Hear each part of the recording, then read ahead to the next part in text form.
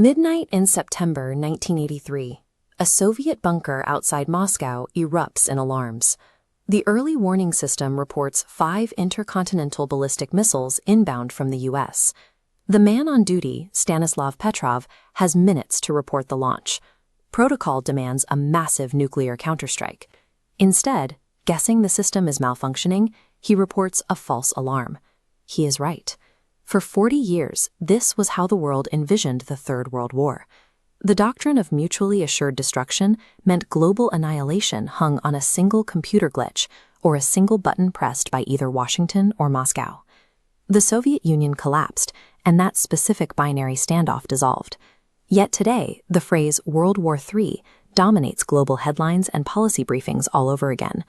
The threat of a global conflict hasn't disappeared. The anatomy of the threat has mutated. The standoff of 2 superpowers has fractured into a decentralized web of regional flashpoints. This mutated threat is exponentially harder to manage. The world now navigates a sprawling minefield of regional tripwires, a far cry from the binary simplicity of the red button. The old standoff is best understood through the 1962 Cuban Missile Crisis. It was the ultimate direct confrontation. 2 heavily armed giants staring each other down over a single geographical line. During that crisis, deep underwater, the Soviet submarine B-59 lost contact with Moscow. Believing war had already started, the captain ordered the launch of a nuclear torpedo. A single dissenting officer, Vasily Arkhipov, vetoed the strike. In that era, the primary tripwires were literal system malfunctions or isolated communication failures. Because command was highly centralized, averting disaster usually meant getting 2 leaders on a hotline to stop the countdown. Massive regional battles did occur. Millions fought and died in proxy conflicts like the Korean War and Vietnam. But strict superpower management largely contained these borders, preventing them from escalating into a worldwide conflagration. Today's renewed great power competition lacks that containment. The United States, Russia, and China are deeply entangled in regional disputes, but none of them exert total control over the local actors fighting them.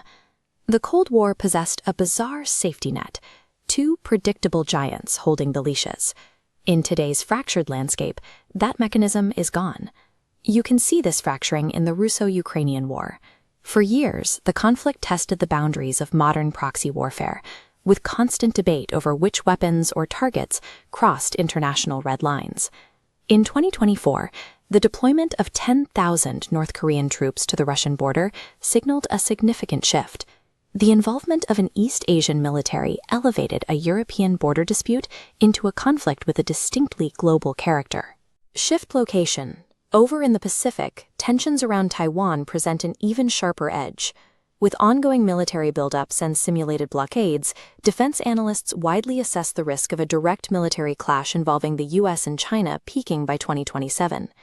The Middle East represents a parallel danger. Security experts are currently modeling the cascading effects of a major regional war, particularly focusing on how strikes targeting Iranian infrastructure could ignite a retaliatory firestorm across multiple countries. One nightmare scenario analysts fear is an intercept over NATO member Turkey. Debris from an Iranian missile landing there would immediately force a debate over Article 5, risking an alliance-wide entry into the conflict. Layered on top of these physical flashpoints is a wildcard variable that did not exist 40 years ago: cyber warfare. State-sponsored hackers routinely target logistics, early warning radars, and civilian utilities. Blacking out a power grid or blinding a command center through malicious code could easily provoke the exact same panic and false alarms as the 1983 radar glitch. None of these regional disputes exist in a vacuum. They form a continuous ring of dominoes. Pushing one, even accidentally, puts immense pressure on the rest of the chain to topple. When picturing the start of a world war, we tend to imagine a single catastrophic broadcast: mass mobilizations, sudden declarations, and missiles crossing the sky simultaneously. But global leaders and historians are increasingly adopting a different framework. Stringing together the wars in Ukraine, the Middle East, and tensions in Asia, they argue we may already be fighting a piecemeal Third World War. The real modern danger isn't a massive superpower first strike. It's an accidental escalation, where local miscalculations drag entangled allies into a fight. You can't solve this with one red telephone. diplomats must simultaneously defuse dozens of independent flashpoints. Preventing a global conflict in the 21st century requires abandoning our fear of a sudden apocalypse. The task today isn't stopping a single button press, it's halting a slow, creeping chain reaction before it achieves critical mass.